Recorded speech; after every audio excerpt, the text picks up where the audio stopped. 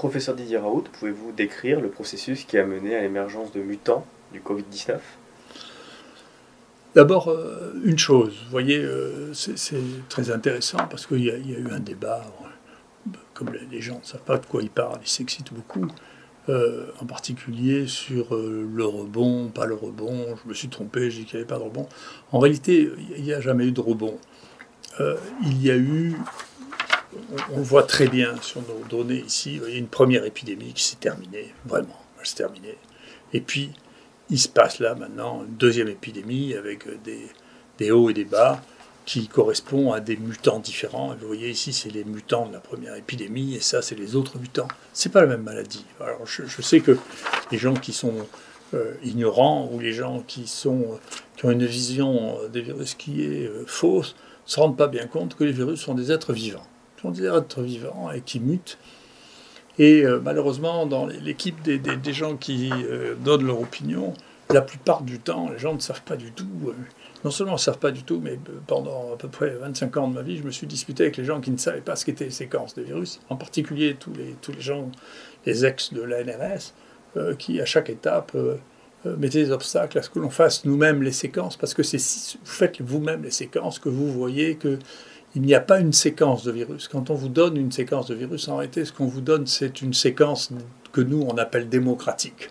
C'est-à-dire, on vous dit, la séquence qu'on vous donne est celle pour laquelle il y a la majorité des bases qui sont comme ça. Mais en réalité, si vous faites des séquençages un peu profonds, c'est-à-dire que vous séquencez l'équivalent de 300, 400, 500 virus, vous commencez à voir ce qui a été appelé... pour le virus du sida, des quasi-espèces qu'on voit très fréquemment dans les virus à ARN. C'est-à-dire qu'on voit qu'il existe plusieurs virus à la fois et qu'il y en a un qui risque d'être sélectionné. Par exemple, nous, récemment, on a fait un séquençage profond pour quelqu'un qui était détecté comme ayant le variant dit anglais, dont je vais vous reparler, et quand on faisait une séquence profonde, on voyait qu'il avait 30% de ce variant anglais, qui avait cette mutation, il avait 70% du plus habituel, qu'on appelle nous le Marseille 4, qui est celui qui sévit en ce moment. Donc, bien sûr, les virus changent, et en fonction de leur changement, eh bien, ils sont susceptibles, quand ils ont changé, qu'ils sont suffisamment différents de ceux de la première épidémie, de causer de nouvelles épidémies. Bon. Donc, ce qui veut dire que on pensait que ce virus avait des mécanismes de réparation tels qu'il n'y aurait pas de variant qui apparaîtrait rapidement. C'est pas vrai. Ces mécanismes sont dépassés pour de multiples raisons. Parmi les raisons dont je vais parler, il y a celle d'un réservoir animal domestique. Et je vous rappelle que je parlais le 5 mai de réservoirs animaux, en particulier domestiques, avec le risque des animaux domestiques. Je ne savais pas qu'il y avait des élevages de visons aussi répandus, ni même qu'il y en avait en France. Et dès août, j'expliquais que ce que nous voyions en France, c'était des mutants. Alors, les gens qui ne font pas de séquence ne savent pas ce que c'est que les mutants, mais ils ont une opinion quand même, parce que c'est l'habitude qu'on a, en particulier, qui est révélée dans ce Covid, c'est le nombre de gens qui ne savent pas de quoi ils parlent, mais qui le disent quand même à la télévision, ou parce qu'ils pensent que l'autorité du fait qu'ils ont été nommés à un poste à un autre leur donne une autorité scientifique, ce qui est fantasque. Vous voyez, c'est comme si, je ne sais pas, le ministre de la Culture, d'un coup, commençait à dire que finalement, Léonard de Vinci, ça ne valait rien. Je ne sais pas en quoi il est qualifié, parce qu'il a été nommé ministre de la Culture pendant 2 ans pour avoir une opinion sur la peinture ou sur la musique. Il donne son opinion comme individu, mais il n'a pas d'autorité pour juger ça. Il ne va pas déterminer la beauté de la peinture, ni la qualité de la musique. Et s'il se passe ça en science, qui est une chose qui est vraiment très effarante. Enfin, revenons un peu à la science, justement, en essayant de simplifier beaucoup ce que nous avons, et puis ce travail, cette présentation, mais qui est très scientifique, qui a fait Étienne de Crowley sur notre site. Qu'est-ce qui se passe dans ce virus? Parmi les choses qui se passent, eh bien, on a repéré qu'il y a une protéine qui s'appelle Spike, qui est la protéine qui interfère avec nos cellules, une des protéines qui interfère avec nos cellules pour rentrer dans nos cellules. Cette protéine Spike, c'est cette protéine qui a beaucoup varié et qui donne, qu'on voit sur cette image, des coronavirus qui sont plus ou moins associés avec tel ou tel animal. Et vous voyez que les coronavirus, c'est extrêmement fréquent. Et donc, il y en a qui sont spécialisés dans l'humain, dans le chien, dans le chat, dans le lion. Et puis, d'autres qu'on voit chez les furets et chez les visons, d'autres chez la souris, d'autres chez les hamsters. Voilà. Et celui que nous, on voit actuellement se diffuser d'une manière très très importante, qui cause presque tous les cas français, c'est l'un dont personne ne parle, parce que il faut reconnaître que les gens, ici, n'ayant pas la culture du tout de la variation des virus, ont attendu que les Anglais disent qu'ils avaient un variant pour découvrir qu'il y avait des variants. Et donc le variant qui est ici, tout le monde s'en fout, parce que personne n'est capable de se rendre compte qu'il y a un variant ici, alors qu'il représente entre 70 et 90% des infections depuis septembre.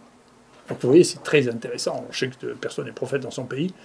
On a probablement été les premiers au monde à repérer qu'il existait des nouveaux variants dans cet épisode européen, que c'était des variants qui n'avaient rien à voir avec ce qui se passait avant. Et vous voyez, il se trouve juste entre un mutant, donc c'est le petit 477, entre le 468 et le 484, l'un qui est connu chez le vison et l'autre qui est connu chez l'homme. Donc c'est pas étonnant qu'il apparaisse là et qu'il ait cette possibilité d'infecter le vison et l'homme. Et c'est la raison pour laquelle nous, on spécule qu'il vient du vison. Malheureusement, la seule séquence du vison qui a été faite dans ce pays, on n'a pas droit à avoir l'accès à ça pour vérifier. C'est dans le truc, parce que quand même, il y a une obscurité dans les données qui sont recueillies au niveau de ce pays par les autorités qui est invraisemblable. On n'a pas droit à avoir accès à ces données. Moi, elles sont toutes publiques, mes données. Tous nos génomes complets, ils sont sur J7, tout le monde peut les regarder, mais moi, je ne peux pas voir le génome du vison, bien que j'ai demandé à toutes les autorités. Enfin, peu importe, on finira bien par l'avoir quand même. Donc le mutant anglais, il est ici, là, sur celui qui est appelé anglais, il est ici sur le 501, sur la mutation 501, qui est une mutation donc, qui n'est pas particulièrement, elle, liée au vison. Moi, je continue à avoir l'hypothèse que ces mutants ont été générés par le remdesivir et les anticorps humains qui ont été injectés, parce que les anticorps, maintenant, on le sait, il y a un papier qui a été fait par une des stars de la microbiologie, qui est Rappuoli, qui a montré que si on cultivait ce virus avec des anticorps rajoutés, eh bien, on sélectionnait des virus qui étaient résistants aux anticorps qu'on avait mis. Donc ça marche très bien. Et pour la remdesivir, c'est pareil. Nous, on a ça dans mon laboratoire avec Bernard Lascola, qui est en train de montrer que c'est extrêmement facile d'avoir des résistances à la remdesivir. Et donc, il avait été montré que la remdesivir était mutagène sur les coronavirus, avant l'apparition de celui-là, et sur Ebola. Donc, on savait que c'était des agents mutagènes. Et donc, il y a une publication que je rappelle, qui est dans le New England Journal of Medicine, où on montre, bien que ce soit le New England Journal of Medicine qui a passé son temps à faire la publicité pour remdesivir, on montre que chez un patient qui a eu 4 fois des traitements par le remdesivir parce qu'il était un porteur chronique, il n'a jamais été guéri, ça ne marche pas, et que deuxièmement, on était arrivé à avoir des séquences et des variants considérables sous l'influence du remdesivir, donc qui ne marche pas, et qui a aidé, probablement avec l'aide des anticorps qui ont été donnés, à sélectionner des mutants dont le devenir est imprévisible. Les mutants, vous ne pouvez pas savoir à l'avance s'ils vont être dangereux, pas dangereux, contagieux, pas contagieux. Mais en tout cas, c'est une source importante. Et donc, j'ai résumé ça sur ce deuxième tableau qui est peut-être plus simple. Vous voyez, la 477, qui est celui qui circule actuellement, se trouve dans un site dans lequel les mutations sont associées à des pathogènes humains et à des pathogènes de vison, ce qui me laisse penser que ça vient du vison. Le 501 est ici, c'est pas un vison, c'est une souris qui est ici, à côté. Et vous voyez, ça, c'est la molécule, vous voyez, du spike. Et vous voyez ici, où se trouve le 477, le 501 se trouve là. Donc, voilà les données que nous avons sur les variants. Alors, quelle est la conséquence de ces variants? Est-ce que c'est vraiment plus épidémique? Est-ce que c'est plus dangereux?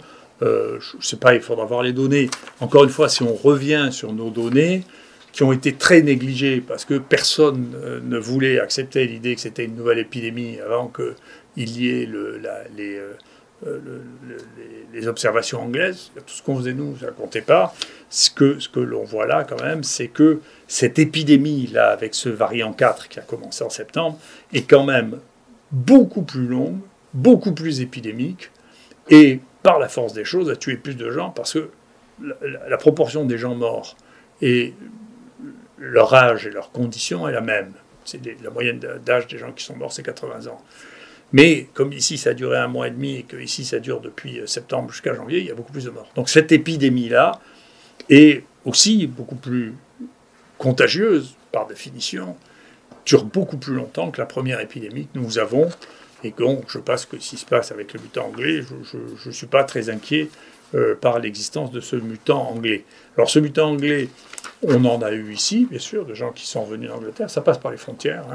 On en a eu qui sont venus du Liban, ça flambe au Liban, à peu près, on travaille avec les Libanais, à peu près la moitié des cas que nous avons eu de séquences du Liban étaient des mutants anglais. On en a eu qui sont venus de Dubaï. On en a eu une qui a attrapé ça à l'aéroport, sans voyager. Ça arrive, hein, dans les aéroports, bien sûr, les choses circulent.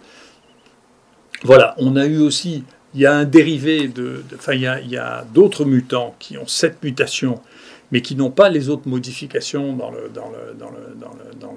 le génome identiques à celle du mutant anglais, qui sont le mutant sud-africain et brésilien. Donc ça, on en a de gens qui viennent des Comores, parce que le mutant sud-africain est passé assez facilement aux Comores. Si vous connaissez un peu la géographie, vous pouvez le comprendre, c'est pas très loin. Et puis on a encore d'autres mutants nouveaux qui ont cette mutation et qui n'ont ni le génome des Brésiliens et des Sud-Africains, ni celui des Anglais, qui sont encore d'autres nouveaux. Ceux-là, on ne sait pas ce qu'ils deviendront. Donc, ce qu'on voit, c'est que c'est un virus qui mute, et que donc on verra plusieurs mutations, et que la vie avec ce virus, on ne sait pas combien de temps ça va durer. Donc, il va falloir peut-être à cette occasion reprendre des leçons de base pour comprendre comment les choses se passent et les gérer en prenant compte de la leçon de la dernière année. Est-ce que ces mutations peuvent avoir des conséquences quant à l'efficacité des vaccins? C'est une très bonne question, et ça va dépendre de quel vaccin nous parlons. Il y a dans la science occidentale une dérive réductionniste qui est dangereuse. C'est-à-dire de dire, écoutez, voilà, puisqu'on sait, qu'on croit savoir, en réalité, que c'est la protéine spike qui est essentielle, qu'il n'y a qu'elle, on fait des vaccins avec la protéine spike. Et donc ça veut dire que c'est comme si vous jouiez à la roulette et que vous mettiez le paquet sur un numéro. La chance que ça marche, alors si ça marche, tant mieux, vous gagnez le bingo, c'est ce qui s'est passé, hein, il a gagné beaucoup, mais la chance que ça ne marche pas est plus grande que si vous jouez rouge et noir, vous voyez, ou si vous jouez petit-grand, ou pair-impair, je ne sais pas très bien, je ne suis pas un spécialiste de la roulette. Et donc c'est plus dangereux de tout baser sur Spike que, et d'ailleurs je m'excuse, les Chinois qui sont plus malins que nous, ils n'ont pas du tout fait ça comme vaccin, ils ont fait un vaccin qui est un vaccin qui sont des virus inactivés dans lequel il y a le virus entier. Donc si le spike ne marche pas, on peut espérer que la protection qui serait donnée par les autres protéines, les protéines qui répondent comme ça, on appelle ça les épitopes, permettrait d'avoir une protection relative. Est-ce que si vous misez tout sur le spike, si le spike change, alors vous avez tout perdu. Est-ce que si vous avez toutes les protéines, peut-être que vous êtes moins spécifique, mais vous ne perdez pas tout s'il y a une protéine qui change. Alors, est-ce que ça va changer quelque chose? C'est compliqué. Vous voyez, sur cette image, on voit les protéines, les épitopes, dont on sait qu'ils sont des cibles des anticorps. Donc, si on met des anticorps pour neutraliser, eh bien, voilà ce que sont les cibles. Et donc, vous voyez que ce n'est pas par hasard qu'on retrouve la 477, qui est celle que nous, on a appelée Marseille 4, qu'on a découvert en premier. Hein. Vous avez la 501, d'accord, qui sont deux cibles de la réponse aux anticorps. Donc ça veut dire que si vous changez cette cible-là, vous risquez d'avoir les anticorps qui marchaient, ils ne vont plus marcher. Et peut-être pour celle-là aussi. Alors, ça a été vérifié sur ce travail. C'est toujours des travaux qui ont été présentés par Étienne de Crowley. Eh bien, qu'est-ce qui se passe? Eh bien, si vous mettez effectivement la 501, ce qui se passe, si vous changez la 501, ce qui se passe, c'est les anticorps qui ont été générés par des patients vaccinés ne marchent plus. Donc ça veut dire que la possibilité, si l'immunité donnée par la vaccination est seulement une immunité donnée par les anticorps, ça ne marchera pas. Et donc si vous faites des transfusions de plasma avec la première épidémie et que vous avez un mutant anglais, ça ne marchera pas. Si on peut extrapoler à partir des données scientifiques à ce que nous voyons, mais c'est plausible en tout cas. Voilà, donc ça pose une question, et donc ça permet de revenir, ça comprend, ça explique une espèce d'affolement récurrent qu'on voit chez les gens qui se trouvent à prendre des décisions actuellement qui doivent être plus calmes. C'est qu'il n'y avait pas de baguette magique avec le remdesivir qui a probablement aggravé le problème épidémique. En tout cas, c'est mon interprétation. J'espère qu'on ne va plus en prescrire. Enfin, il faut arrêter. Ça ne marche pas. On a la preuve que ça ne marche pas. Et ça favorise les mutations. Il faut arrêter. La deuxième chose, effectivement, je pense qu'il faut éviter d'avoir des foyers de multiplication d'animaux domestiques, en particulier les visons. Il faut arrêter. Il faut surveiller de près les porcs parce qu'on ne se retrouve pas avec une émergence chez les porcs. Et puis maintenant, il faut revenir à la médecine. C'est-à-dire qu'il faut détecter les patients. Il faut... Alors, on a de nouveaux éléments pour éventuellement les surveiller. Alors, c'est pas autorisé comme matériel médical, mais vous voyez, c'est des montres chinoises. Celle-là, je l'ai payée 35 €. Et cette montre chinoise, elle vous donne le pouls, la température, la saturation d'oxygène, la fréquence respiratoire. Elle vous fait un électrocardiogramme qu'elle peut envoyer sur votre téléphone portable, que vous pouvez envoyer au médecin, et elle vous interprète l'électrocardiogramme en vous disant, vous savez, l'espace QT, ce qui est devenu à la mode avec l'hydroxychloroquine, ou les anomalies cardiaques, il y a des anomalies cardiaques qu'elle va détecter, et vous signaler à votre médecin. Et donc, si vous êtes positif, et qu'on vous prend en charge, et que... vous avez ça, vous pouvez être surveillé à la maison et appeler votre médecin parce que vos constantes peuvent être surveillées en permanence. Ça, c'est moderne. Donc on va s'en sortir avec la technologie. C'est la technologie. Et puis, il faut arrêter, ce gouvernement doit arrêter de faire la guerre aux traitements qui ne sont pas le remdesivir. On doit nous laisser la possibilité d'utiliser et de tester. Moi, j'ai même des projets de recherche qui sont rejetés dans ce pays pour pouvoir évaluer des médicaments qui ne coûtent rien. Il faut s'arrêter. Il faut il faut tourner une page. Le Conseil de l'ordre doit nous protéger plutôt que nous attaquer. Moi, je suis harcelé par le Conseil de l'ordre parce que je soigne des malades et parce qu'on a soigné 14 000 malades ici. Ça suffit. Le Conseil de l'ordre ne devrait pas être quelque chose qui est juste aux ordres incompréhensibles de gens qui ne savent pas de quoi ils parlent. Ce n'est pas le Conseil de l'ordre qui va dire la science. Il est sorti un arrêté en décembre. Maintenant, ça va être le Conseil de l'ordre qui va dire ce qui est scientifiquement établi. Mais vous rigolez, ce Conseil de l'ordre, prenez tous les gens qui sont là, vous les comparez ce qu'ils ont fait dans leur vie par rapport à ce que j'ai fait dans la thérapeutique des maladies infectieuses. C'est eux qui vont me dire ce que je dois faire. Et j'espère bien que les confrères comprendront. C'est nous qui avons mis ces gens en place en les élisant. On va avoir des élections. Il faut faire attention, il ne faut pas remettre les mêmes. L'analyse qui a été faite par la Cour des comptes du Conseil de l'ordre est une analyse qui est terrifiante.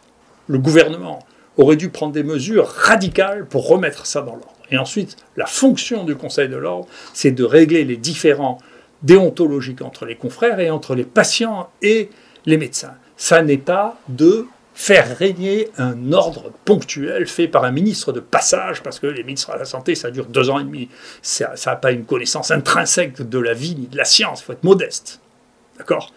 Et donc j'espère bien que ça s'arrêtera et qu'on pourra revenir à un monde normal dans lequel, face à une maladie, on va voir son médecin. Les médecins doivent recevoir les malades en prenant les précautions pour ne pas être malades. Et le gouvernement doit leur fournir les masques nécessaires pour pouvoir le faire.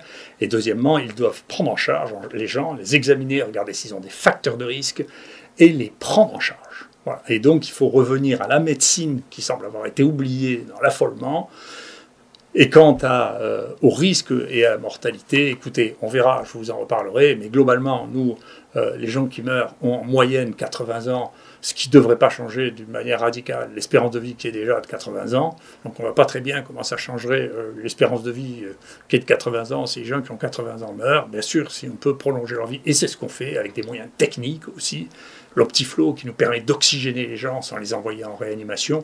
Tout ça, il faut nous servir de la technologie actuelle et de tous les moyens qui sont à notre disposition pour soigner les gens. Et cette espèce de censure sur les médicaments anciens, associée à une incapacité à utiliser les moyens technologiques nouveaux, sont inquiétants.